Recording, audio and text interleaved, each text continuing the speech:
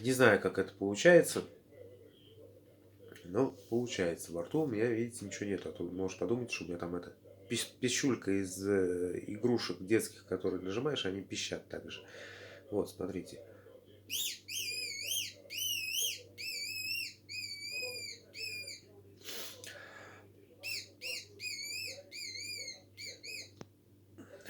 Вот как-то так.